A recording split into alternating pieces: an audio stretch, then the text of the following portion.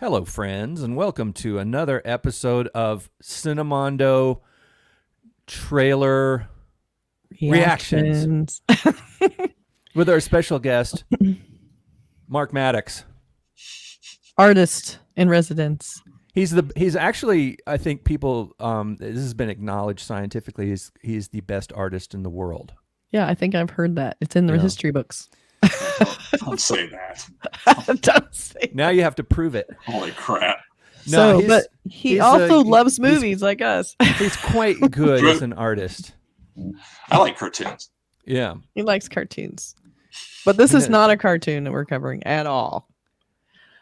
Did you guys ever see The Piano?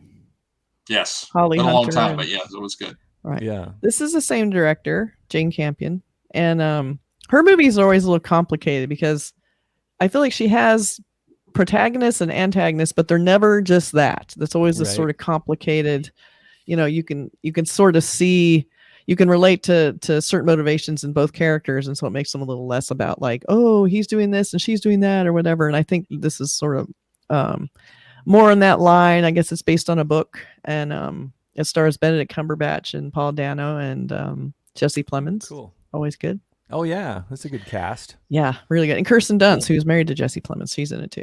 Oh. so let's cover it. I know, right? So it's been a while since she's put out a film. It's been a few years. She's done some things here and there, but I'm very excited to see this because I think she's a really, really great filmmaker. So let's take a look at this trailer and see what we got. Okay. All right. Fancy.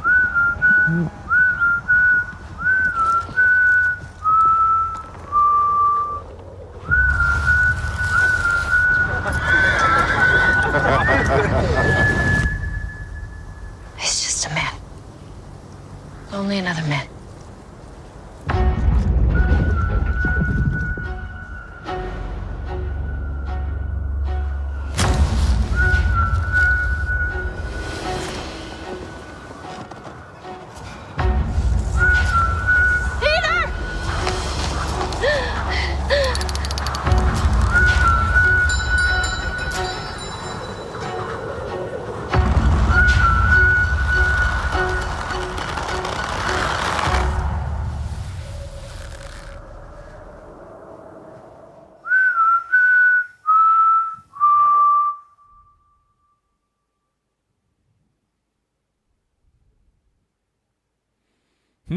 Who's the dog in that? I want. I think we know who the dog is.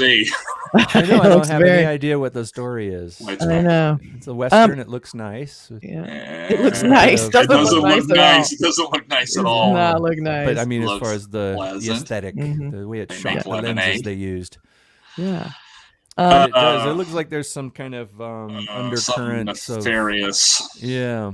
Yeah, they're all like, it's too serious. Why am I worried about that boy? Yeah. So I want to think it's really interesting because I think Benedict Cumberbatch is such an incredible actor, and he is not the first choice, I would think, to play a rugged rancher in America. Yet he totally, I'm watching this going, yeah, okay, he's pulling this off. Like it just, he looks so intense and creepy. And I think the basic premise is he has a younger brother who's Paul Dano, and he gives him a lot of shit.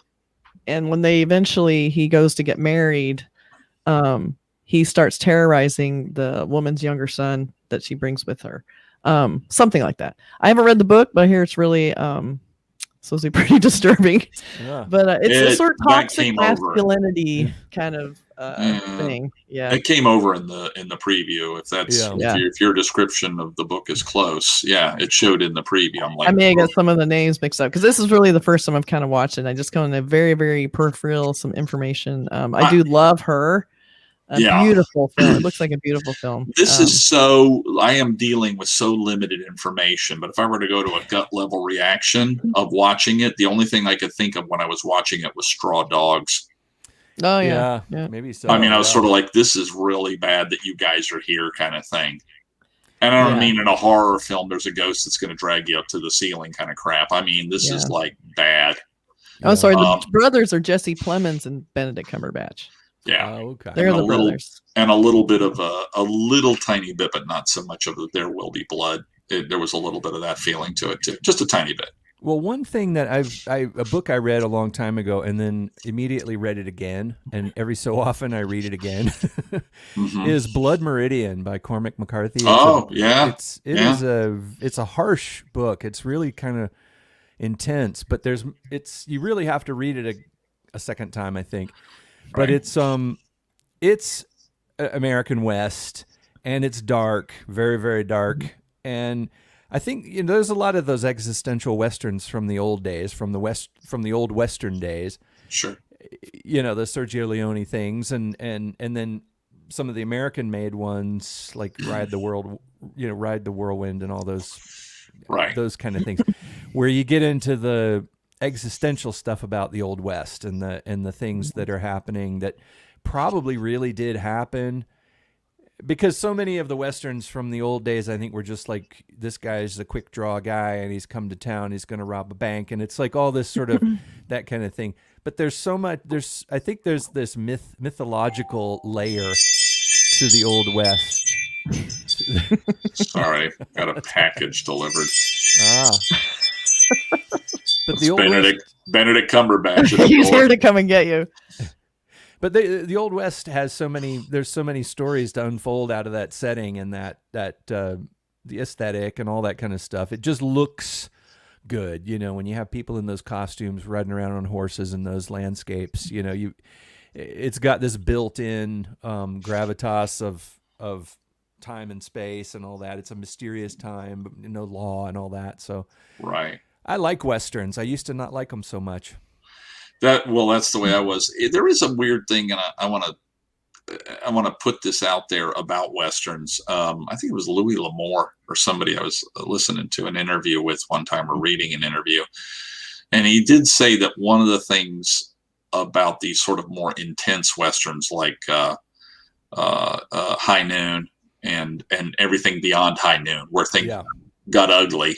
Yeah. That there's a lot of that that's not true with the Old West. Like people would be riding great distances and be very grateful to see somebody else and stuff like that. But you can't be every place at every time. You know what I mean? And so there are going to be people that do creepy, weird stuff when they're off by themselves. But I still think we can do the Westerns that, I'm not saying that you have to necessarily go all the way back to Roy Rogers, who I love. Right. But there's room for that. There's room for the majority of the people in the film being nice and good and everything too, because that's what L'Amour was saying, is that there's a lot of people out there that were, they were good to each other because of the situation that they were in. But it had to be, yeah. I mean, you were like still trying to survive in this rugged territory. And then you've got around the time of the Anthony Mann, Jimmy Stewart Westerns, where they had come back from World War II and things weren't so nice in those films, where, which I love those movies, and things got darker and darker. And it's okay to plug one of these in. It's okay to do a Cormac McCarthy here and there and all that sort of stuff. So I got to admit, I was intrigued by the preview. It's like, hell yeah, I'll watch it. And Cumberbatch is a fantastic actor. Yeah. I mean, now that he's got his little permanent side gig as Doctor Strange too. Yeah, he's got his paycheck. I love it. It's like, okay, I'm going to play James Bond for a while and then come back and then do this whistling weird cowboy. Well, I think is interesting. I just want to throw this out real quick while we're talking about Westerns, is that most Westerns have been directed by men, and it's a genre that's been dominated by male directors.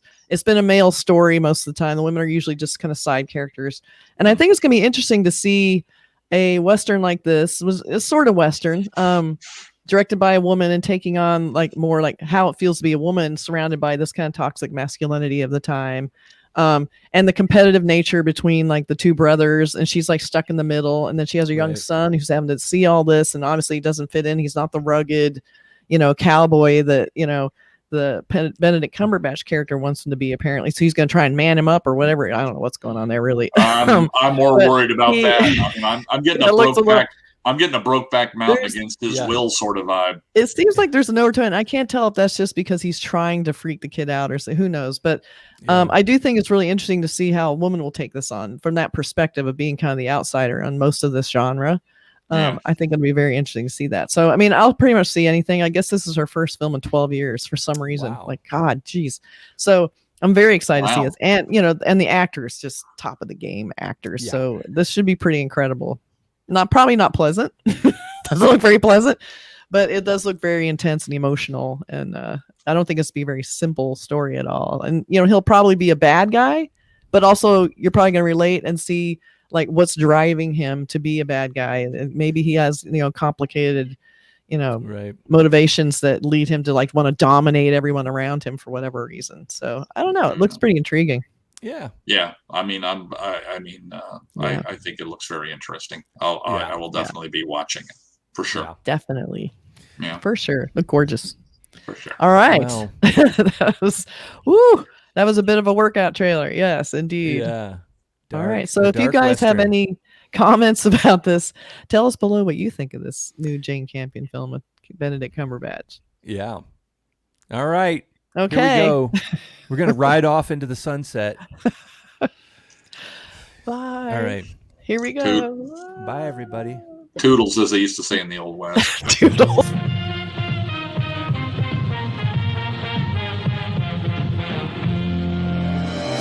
Is invaded by indestructible moon monsters.